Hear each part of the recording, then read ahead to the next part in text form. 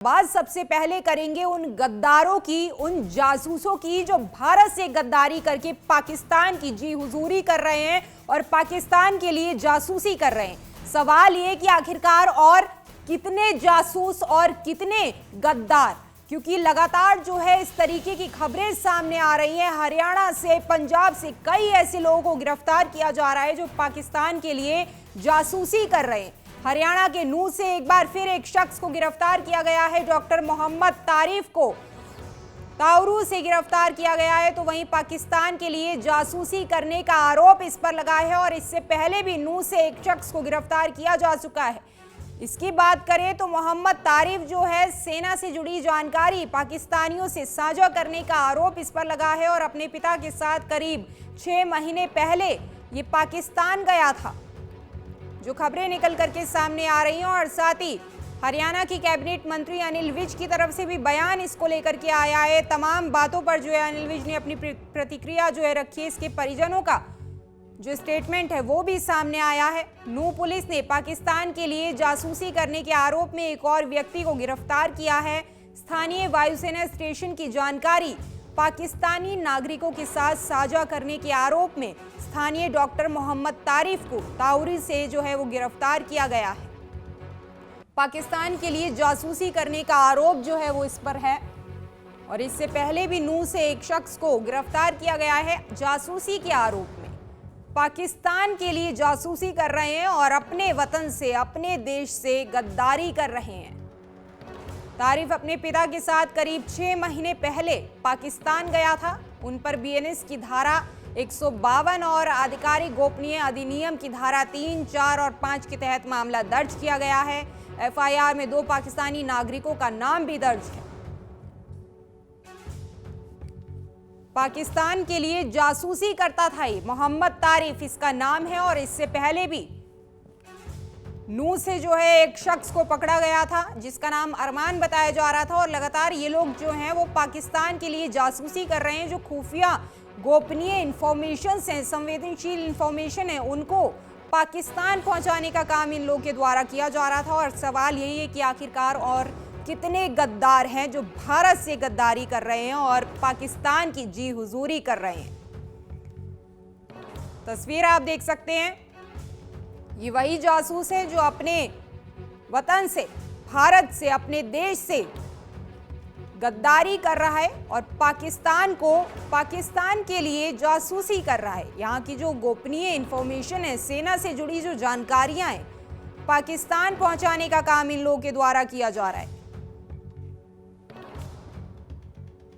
पाकिस्तान के लिए जो है जासूसी करने का आरोप इस पर लगा है। जो सैन्य ठिकाने हैं, सेना से जुड़ी जानकारी वहां पर मुहैया करवाता था और अपने पिता के साथ करीब 6 महीने पहले ये पाकिस्तान गया था। डॉक्टर मोहम्मद तारिफ इसका नाम बताया जा रहा है और इसके पिता का बयान भी सामने आया है। तारिफ जो है 6 महीने पहले करीब पाकिस्तान भी गया था और अब इसको गिरफ्तार कर लिया गया है। मेरा बाप से बड़ा है ताऊ, मेरा हमारा परिवार है, हम गाँव हैं, लेकिन 1.5 साल पहले गए हैं। कौन कौन गए थे 1.5 साल पहले? मैं गया हो और एक ये लड़का गया, एक बहू गई, एक लड़का हो, एक मेरी लड़की बड़ी। ऐसा है, ऐसे कुछ ना ही 10-15 दिन रहे बस और साथ वापस आ गए। ऐसा कुछ ना है, ये सारे झूठे वो लगाए जा रहे हैं। तो ये चाहे न्याय मिले, हमारे ये झूठा इल्जाम लगा रहे हैं। लड़का की कोई गलती ना की, साई में भी मैं भी साथ हो, ऐसी कोई बात नहीं। तो इनका कहना है एलिगेशंस जो हैं वो बेकार के एलिगेशंस लगाए जा रहे हैं, लेकिन कुछ ना कुछ सूचना जो है वो ज़रूर पुलिस को मिली है, उसके बाद ही गिरफ्तारी की गई है। मोहम्मद तारिफ नाम बताया जा रहा है और इसके पिता का बयान भी आ रहा है। उनका कहना है कि ऐसी बातें जो हैं वो सच नहीं है। सेना से जुड़ी जानकारी पाकिस्तानियों से साझा करता था ये। अपने पिता के साथ करीब 6 महीने पहले पाकिस्तान गया था तारिफ और इसी के साथ ही अब इसको गिरफ्तार कर लिया गया है। नूह की ही बात करें तो एक बार फिर जो है नूह से एक शख्स को, इस शख्स को जिसकी तस्वीर आप देख सकते हैं, इसको गिरफ्तार किया गया है। इससे पहले भी कई लोग पकड़े गए हैं। मोहम्मद तारिफ, उनका बयान सामने आया, क्या कुछ कह रहा है जरा सुनिए। पाकिस्तान एम्बेसी गया था अपना वीज़ा के लिए। तो वहाँ मेरा नंबर आया था काउंटर नंबर 1 पे। वहाँ था आसिफ बलोच, पाकिस्तान का अफसर जो है, उसने मेरा इंटरव्यू लिया। इंटरव्यू लेने के बाद में उसने जो है ना मेरा पासपोर्ट दे दिया वापसी, और नंबर जो है फार्म पर लिखा नंबर ले लिया मेरा उसने कहा कि मैं तुझे फ़ोन पे बताऊंगा और फिर आना, फिर वीज़ा दूंगा, इतने वीज़ा मिलेगा ना। फिर मैं घर आ गया। घर आने के बाद में उसका 3-4 दिन बाद उसका कॉल आई मेरे पास।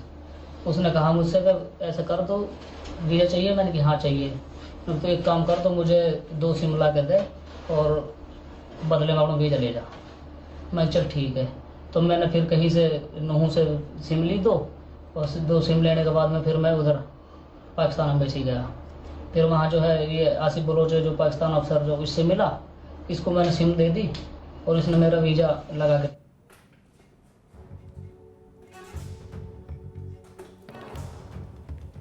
तो ये अलग ही कहानी जो है वो बताते हुए नजर आ रहे हैं। हालांकि इस खबर पर ज्यादा जानकारी के साथ हमारी संवाददाता पूजा वर्मा इस वक्त लाइव जुड़ गई हैं। पूजा, देखिए, 1 नहीं, 2 नहीं, 10 नहीं, 11 नहीं, लगातार एक के बाद एक जो है ऐसे गद्दारों को पकड़ा जा रहा है, गिरफ्तार किया जा रहा है, जो अपने वतन से भारत से गद्दारी कर रहे हैं और पाकिस्तान की जी हुजूरी कर रहे हैं। अब नूह से बताया जा रहा है एक और शख्स को गिरफ्तार किया गया है, मोहम्मद तारिफ को।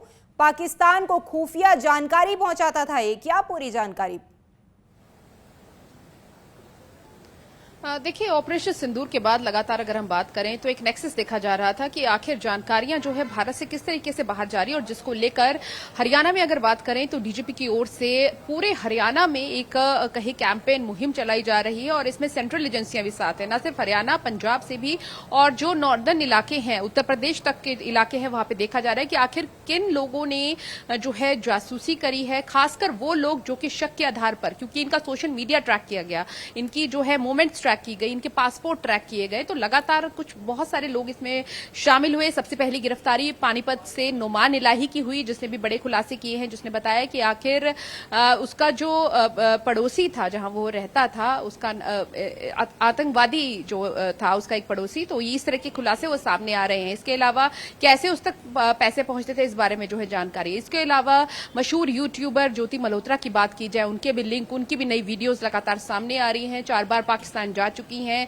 और वहां पर किस किस से मुलाकात करी है, पहलगाम भी गई थी, जम्मू कश्मीर भी गई थी, श्रीनगर भी गई थी, और वहां पर तमाम ब्लॉग्स कहीं ना कहीं इंटरकनेक्टेड होते हुए नजर आ रहे हैं। इसके अलावा कैथल से जो गिरफ्तारी हुई देवेंद्र सिंह की, 25 साल का नौजवान, खालसा कॉलेज में पटियाला में पढ़ता है, उससे भी जो है आज उससे भी पूछताछ की गई है, और कहीं ना कहीं कुछ लिंक्स जो हैं वो उसके भी मिले हैं, और उसके मोबाइल से भी वो डेटा मिला है जहां पर पटियाला का कैंटोनमेंट एरिया दिखाया गया है। कुछ संवेदनशील जानकारियां जो है वो साझी की गई हैं। इसके अलावा नूह से गिरफ्तारी होती है पहले अरमान रजाका की, और आज जिस तरीके से आपने कहा कि मोहम्मद तारिफ की जो है गिरफ्तारी हुई है, जासूसी लिंक देखे जा रहे हैं। लेकिन इस बीच एसटीएफ, क्राइम ब्रांच, अलग अलग जो हरियाणा पुलिस की टीम्स हैं, जो इन लोगों के कांटेक्ट में हैं, जिन्हें गिरफ्तार किया गया है, उन्हें पूछताछ के लिए बुला रही है, और शक के आधार पर पहले उनसे पूछताछ की जा रही है, उसके बाद उन्हें छोड़ा भी जा रहा है। ऐसा नहीं है कि उन्हें छोड़ा नहीं जा रहा, जैसे कि ज्योति मल्होत्रा के कांटेक्ट में रहे हरियाणा से गुरुद्वारा मैनेजमेंट कमेटी के कर्मचारी हैं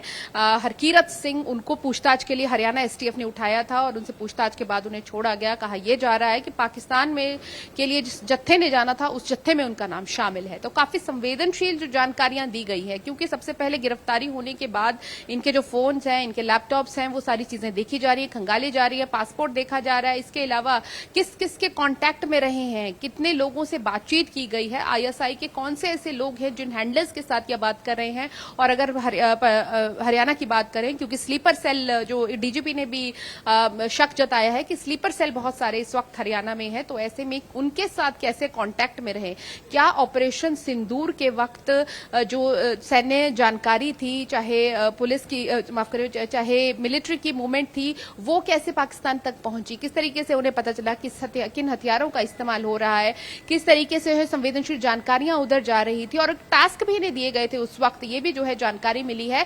तो तमाम चीजों बयानों को देखा जा रहा है और कल आज भी मुख्यमंत्री नायब सिंह सैनी ने आप बयान दिया कि ये देश के दुश्मन हैं जो देश में रह के ही देश के साथ गद्दारी कर रहे थे।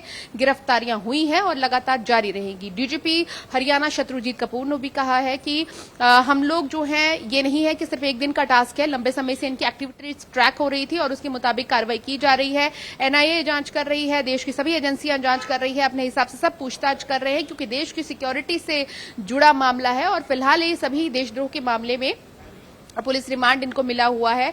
और इसके अलावा एक अहम महत्वपूर्ण ये जानकारी ये भी है कि कल सुबह 10 बजे मुख्यमंत्री नायब सिंह सैनी ने हरियाणा के सभी पुलिस जो अधीक्षक है या कहे कि डीजीपी के साथ मीटिंग होगी, लॉ एंड ऑर्डर पे बात होगी। जब लॉ एंड ऑर्डर पे बात होगी तो इस मसले में जरूर बात होगी कि जासूसी का ये नेटवर्क है वो कितना बड़ा है, कहां से शुरू हुआ, कैसे शुरू हुआ, क्योंकि नोमान इलाही जिसकी गिरफ्तारी सबसे पहले हुई बताया जा रहा है कि वो 8 साल का था तब से वो पाकिस्तान जा रहा है और तब से ही उसके लिंक जो है वहां कुछ आतंकवादियों के साथ, आईएसआई एजेंट्स के साथ जुड़ने शुरू हो गए थे। और कहीं ना कहीं जब ये सारे लिंक्स देखा जा रहा है और जिस तरीके से अब जांच हो रही है, क्योंकि सभी टीम्स ये देख रही हैं क्या ये सारे इंटरकनेक्टेड है, क्या ये सारे आईएसआई के एजेंट्स के स्लीपर सेल थे या किस तरीके से काम करते थे, क्या इन्हें टास्क दिया जाता था, और इसका विषय है। और एक चीज और निकल करके सामने आ रही है, ज्यादातर जो इस तरीके की गिरफ्तारियां हो रही है पाकिस्तान जा चुके हैं। बहुत शुक्रिया पूजा हमारे साथ जुड़ने के लिए, तमाम जानकारी साझा करने के लिए। लेकिन अब जो है पूछताछ का दौर लगातार जारी है और कोई शक नहीं है इसमें कि ये देश के दुश्मन है जो भारत से गद्दारी कर रहे हैं और पाकिस्तान की जी हुजूरी कर रहे हैं, पाकिस्तान के लिए जासूसी कर रहे हैं। लेकिन एक एक करके जो है वो सबसे उगलवाया जाएगा कि आखिरकार किसके इशारों पर ये तमाम चीजें की जा रही हैं और कौन कौन इनके साथ किस किस की मिली भगत है और कौन शामिल है इन तमाम षड्यंत्रों में जिसमें भारत की ही पीठ में छुरा घोंपने का काम जो है इन लोगों द्वारा किया गया। लेकिन अब पुलिस सख्ती के साथ पूछताछ कर रही है। इस पूरे मामले को लेकर के हरियाणा के कैबिनेट मंत्री अनिल विज का एक बयान सामने आया है, जरा वो भी सुनिए। देखिए, जो सरकार है वो अंदर बाहर सब जगह निगाह रखे हुए। अब ये देश के दुश्मन जो अंदर बैठ के पाकिस्तान की मदद करते हैं तो वो भी बहुत घातक हैं। उनको पकड़ना और उनके अंजाम तक पहुंचाना ये भी बहुत जरूरी है। हर फ्रंट पे, हर मोर्चे पे सरकार काम कर रही है, चाहे वो बॉर्डर पे है, चाहे पाकिस्तान की एक्टिविटीज पर निगाह रखने की बात है, और चाहे ये अंदर जो लोग नुकसान पहुंचाते हैं उनको भी पकड़ा जा रहा है। और अनिल विज के बयान को आपने सुना। जेजेपी नेता दिग्विजय चौटाला, उनका भी बयान सामने आया है, वो क्या कुछ कह रहे हैं, जरा वो भी सुनिए। हिंदुस्तान और उसकी सिक्योरिटी से कोई कॉम्प्रोमाइज नहीं होना चाहिए। हमारे देश की सिक्योरिटी, हमारे देश की इंटेग्रिटी से कोई कॉम्प्रोमाइज 1% भी नहीं होना चाहिए। उसके लिए बड़े से बड़े और कड़े से कड़े फैसले सरकार को ले लेने चाहिए, नहीं तो ये सांप पालने का फायदा जो है ना आज तक किसी को नहीं हुआ। हरियाणा के इंटेलिजेंस का तो आप बात ही छोड़ दो। हरियाणा के अंदर तो डीएसपी को बिठा करके माफिया मंगवाई जाती है। हरियाणा का पुलिस का मोराल इतना गिर चुका है, वो सब जानते हैं। हरियाणा के अंदर कोर्टों के अंदर जाकर लोगों को गोलियां मारी जा रही हैं। कोई सा ऐसा दिन नहीं जब आप ही के चैनल पर हम ये देखते हैं। और मुख्यमंत्री जी कब इसकी सुध लेंगे, ये हरियाणा प्रदेश की जनता जानना चाहती है। हरियाणा के अंदर क्राइम को लेकर के अगर बेड़ा गर्क कहूं तो इसके अंदर कोई वो नहीं होगी। सच्चाई है कि